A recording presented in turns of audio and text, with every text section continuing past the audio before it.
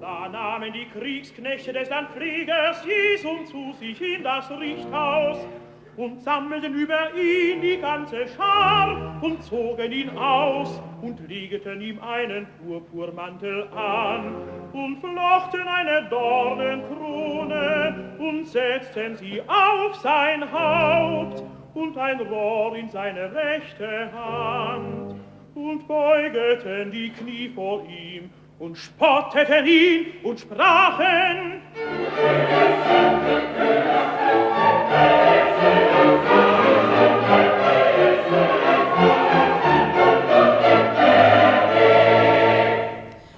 Les grands prêtres et les anciens persuadèrent les foules de demander Barabbas et de faire périr Jésus.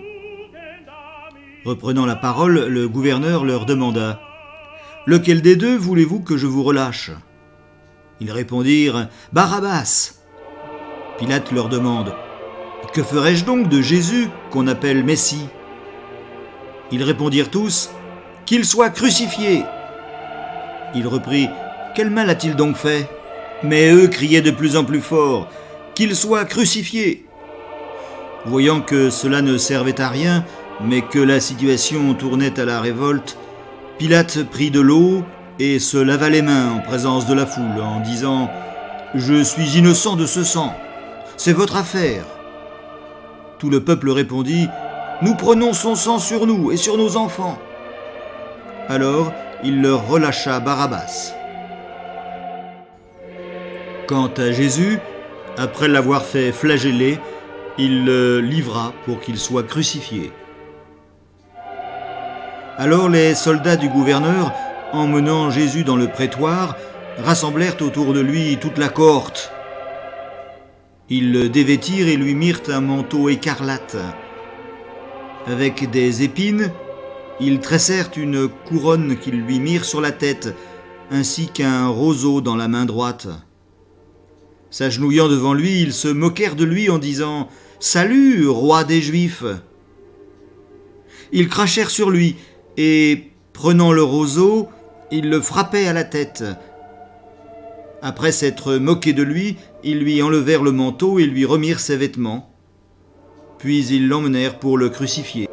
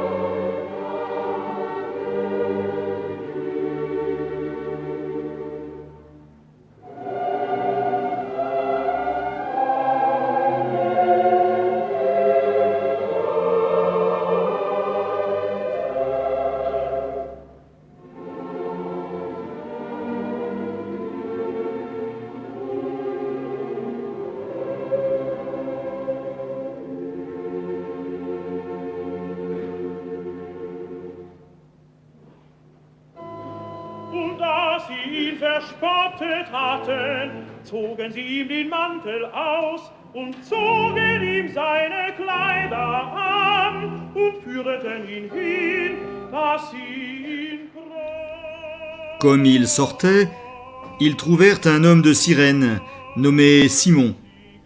Ils le requirent pour porter la croix de Jésus.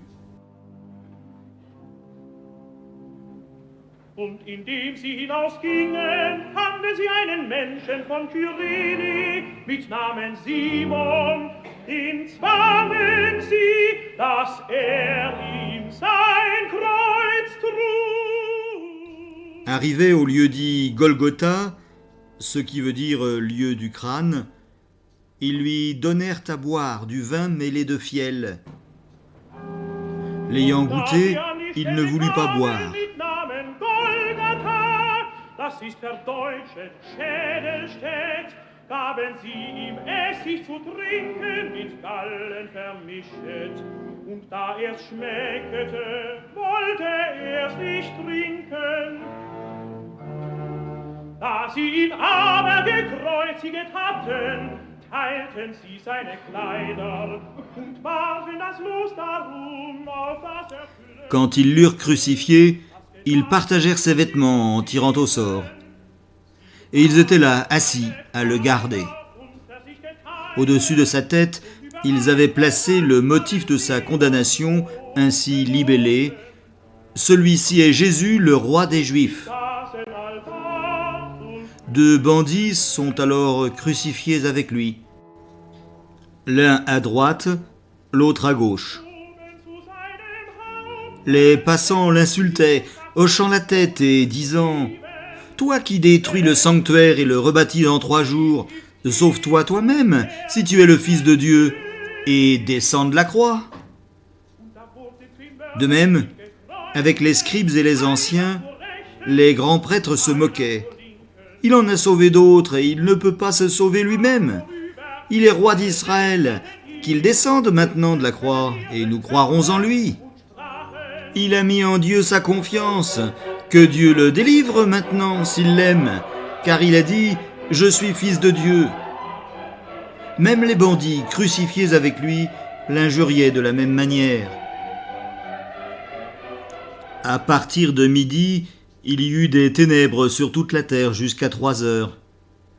Vers 3 heures, Jésus s'écria d'une voix forte « Élie, Élie, lema sabachthani » c'est-à-dire « Mon Dieu, pourquoi m'as-tu abandonné » Certains de ceux qui étaient là disaient en l'entendant « Le voilà qui appelle Élie » Aussitôt, l'un d'eux courut prendre une éponge qu'il imbiba de vinaigre, et la fixant au bout d'un roseau, il lui présenta à boire.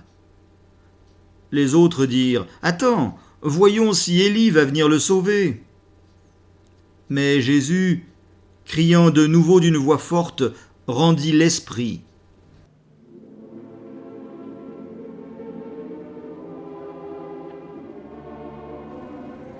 Et voici que le voile du sanctuaire se déchira en deux, du haut en bas. La terre trembla, les rochers se fondirent, les tombeaux s'ouvrirent, les corps de nombreux saints défunts ressuscitèrent. Sortis des tombeaux, après sa résurrection, ils entrèrent dans la ville sainte et apparurent à un grand nombre de gens. À la vue du tremblement de terre et de ce qui arrivait, le centurion et ceux qui avec lui gardaient Jésus furent saisis d'une grande crainte et dirent « Vraiment, celui-ci était fils de Dieu. » Il y avait là plusieurs femmes qui regardaient à distance. Elles avaient suivi Jésus depuis les jours de Galilée en le servant. Parmi elles se trouvaient Marie de Magdala, Marie, la mère de Jacques et de Joseph, et la mère des fils de Zébédée. Le soir venu, arriva un homme riche d'Arimathée nommé Joseph, qui lui aussi était devenu disciple de Jésus. Cet homme alla trouver Pilate et demanda le corps de Jésus. Alors Pilate ordonna de le lui remettre. Prenant le corps, Joseph l'enveloppa dans un linceul propre et le déposa dans le tombeau tout neuf qu'il s'était fait creuser dans le rocher. Puis il roula une grosse pierre à l'entrée du tombeau et s'en alla. Cependant, Marie de Magdala et l'autre Marie étaient là, assises en face du sépulcre.